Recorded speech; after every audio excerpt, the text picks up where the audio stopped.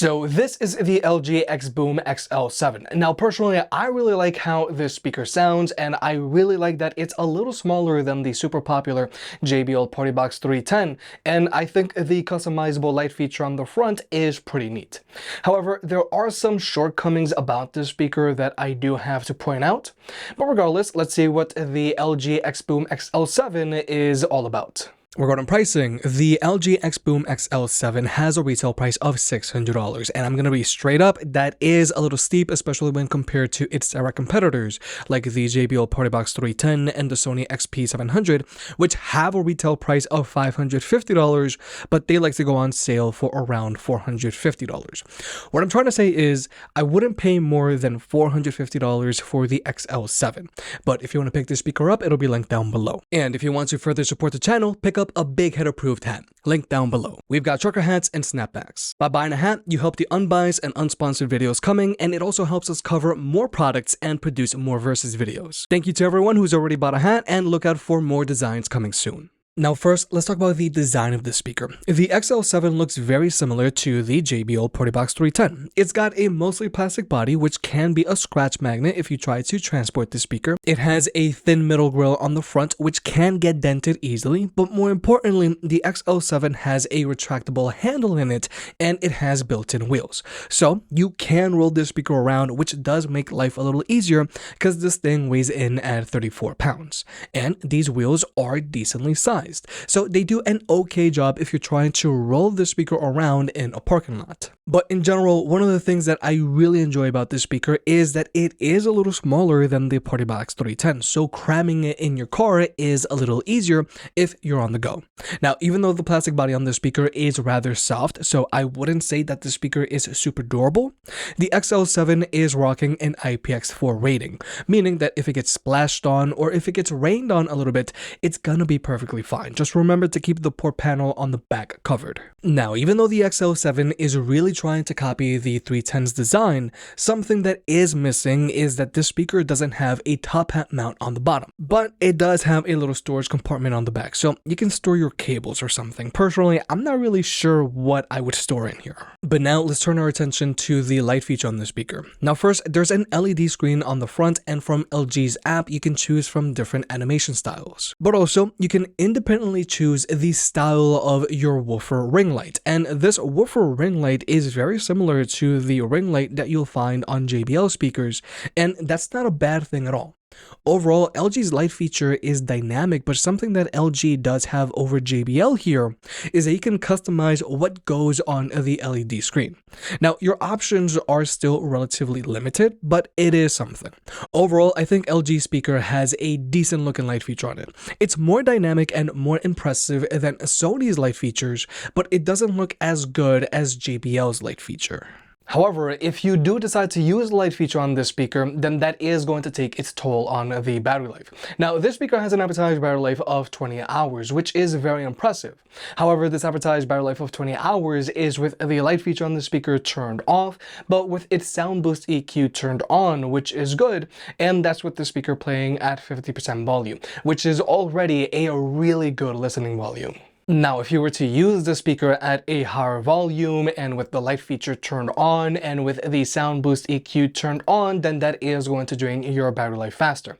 Now, personally, I was able to get 10 hours of playback time out of the speaker while it was playing at 70% volume, which is really good. But in general, with these larger box speakers, battery life really depends on how you use these speakers. If you use these speakers at a higher volume, that's going to drain your battery life. If you use the speaker with the light feature turned on, that's going to drain your battery life.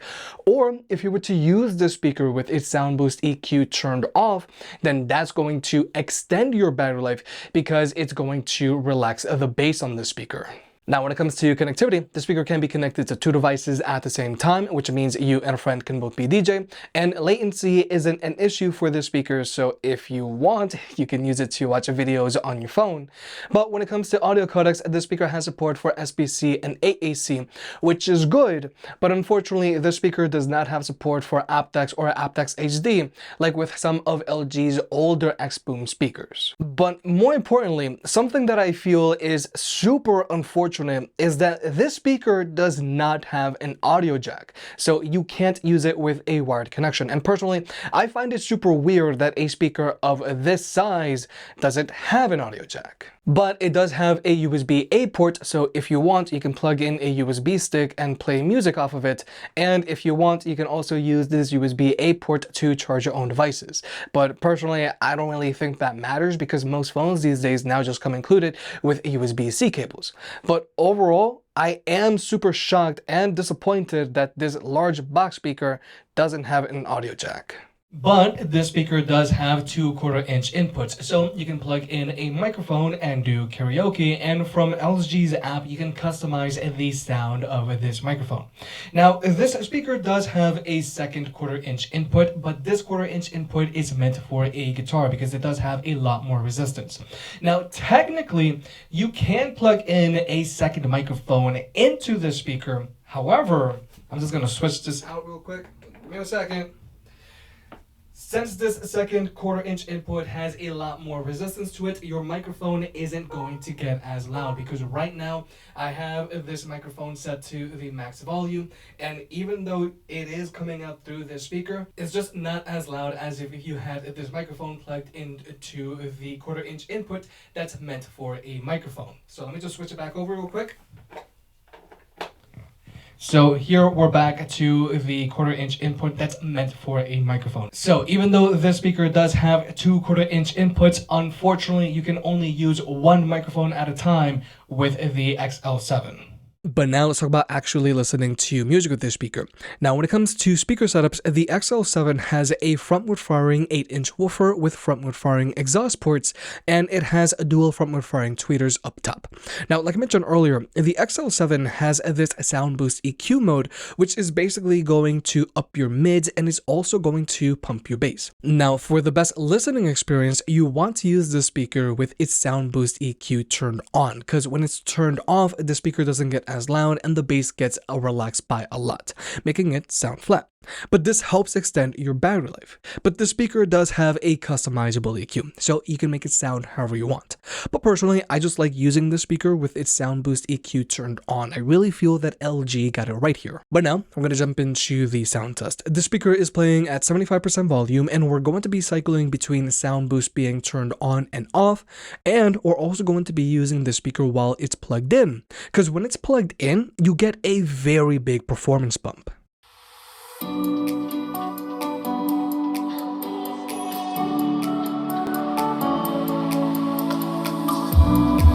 me if you're hurt and I'll be there. Carry you away to the promised land. Feel your heartbeat and don't be scared. 'Cause I'll be there, yes I'll be there. You and I, we can fly anywhere you wanna go. Find a place we can hide, we can make it on our own.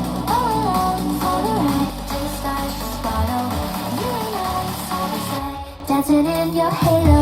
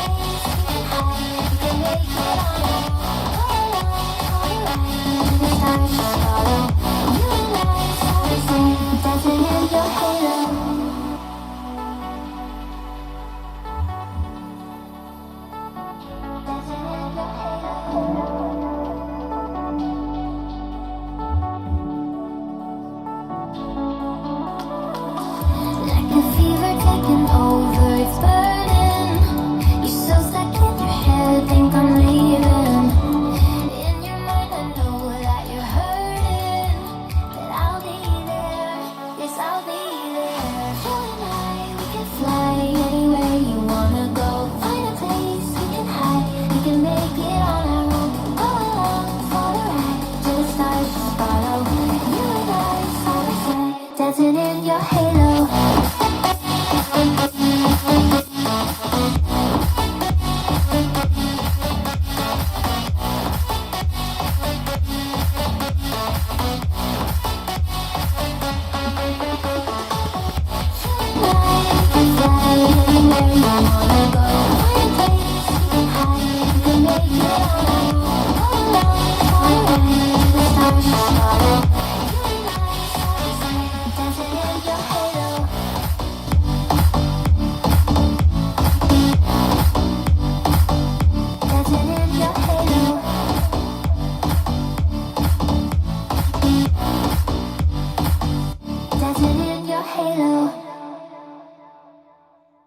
So sound quality wise, personally, I really like how this speaker sounds. The mids on the speaker are really able to shine with the speaker, and when it comes to the bass on the speaker is mostly on the audible side, as in the speaker doesn't rattle the walls in your house as much as with other speakers, but you can still hear the bass, and the bass never muddles the vocals like with some other box speakers out there.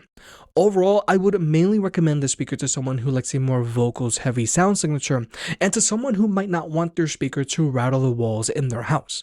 Now, I know this might sound crazy because some people get large box speakers so that they can feel the bass, but with the XL7, it doesn't rattle you as much as with other speakers, but it's also not flat. You can hear the bass, but you don't feel it as much. Now, part of the reason why the bass on the XL7 is the way that it is because of these frontward firing exhaust ports, which also means you can't really do much to amplify the bass on the speaker like you can with other speakers out there that have rear firing exhaust ports, because if you place them up against a wall, that's going to increase your bass. Now, when it comes to max volume performance, the speaker gets more than loud enough while it's running off of its internal battery. But if you were to use the speaker while it's plugged in, you're going to get a big performance bump out of it. It's going to get louder and it's going to have more bass. Now, you're going to get a performance boost with plenty of other box speakers out there when you use them when they're plugged in.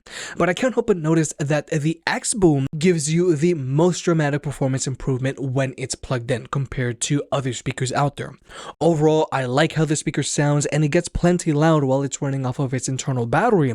But if you were to use the speaker while it's plugged in, you are going to get a lot more out of it. But finally, let's talk about pairing the speaker up with other speakers. Now, if you have two XL7s, then you'll be able to wirelessly pair them up and have them play in left and right stereo mode. Or if you have multiple XL7s and XL5s, then you'll be able to pair them up and have them all play in sync, and you can have up to 100 speakers paired together, which is obviously just overkill. I don't expect anybody to actually do this. So with all that being said, personally, I like the XBOOM XL7 because I like its mellow sound profile. I like the big performance boosts that you get out of it while it's plugged in. I like the battery life performance on the speaker, and I like that it's a little smaller than the Partybox 310. However, there are some drawbacks that I do have to point out. I hate that there's no audio jack, so you can't use this speaker with a wired connection, and I don't like that it doesn't have an audio out jack either. Unfortunately, you can only technically plug in one microphone for karaoke, and when it comes to the overall build quality of this speaker, even though it is decent, it does feel a little flimsy when compared to its direct competitors. But overall, if you're looking for a box speaker with a mellow sound signature, something that doesn't have an obnoxious amount of chest rattling bass, then you might want to go with the XBOOM XL7.